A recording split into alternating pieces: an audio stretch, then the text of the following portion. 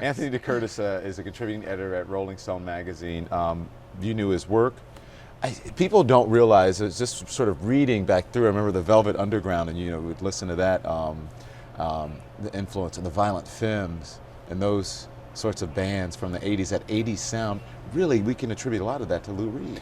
Well, 80s and beyond, I think that Lou Reed's impact, I don't know, one thing I like to say is even though he's not nearly as well known as these figures, Lou Reed can rank with Bob Dylan and Lennon and McCartney in terms of his impact on popular music. There's no question. But he didn't want to be a star. Well, whether he wanted to be or not, Lou Reed understood what he was doing. I think he saw himself as a literary figure as much as a musician, and I think he took that aspect of his work very seriously. Yeah. Those people don't become, massive big sellers. Well, when many bands were singing about peace and love, you hear one of the Beatles saying that all the time, peace and love. He was writing about sexual deviancy. He was writing about drugs. And Well, he studied at Syracuse University with Delmore Schwartz, a very famous American poet, and there was a sense, I think, in Lou Reed's work and in his ideas.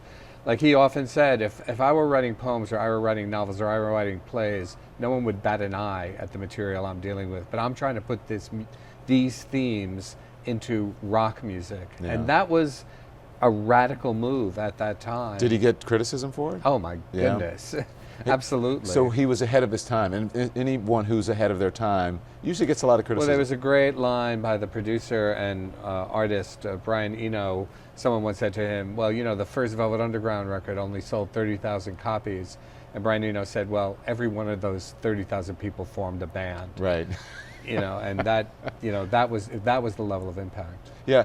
When you think, but I always think about, and for some reason, I don't know, it was weird. I was on an 80s Jag this weekend, right? We were driving back from Massachusetts, and we were listening to all the 80s music, Simple Mind and Depeche Mode and all. Oh, yeah. And you could hear Lou Reed. Oh my goodness, and all of Depeche that. Mode, absolutely, and Simple Minds for that matter. The Human REM League, yeah. and U2, and and current bands like The National and Arcade Fire, all owe just an enormous debt. This man, with the Velvet Underground, essentially invented the idea of underground rock.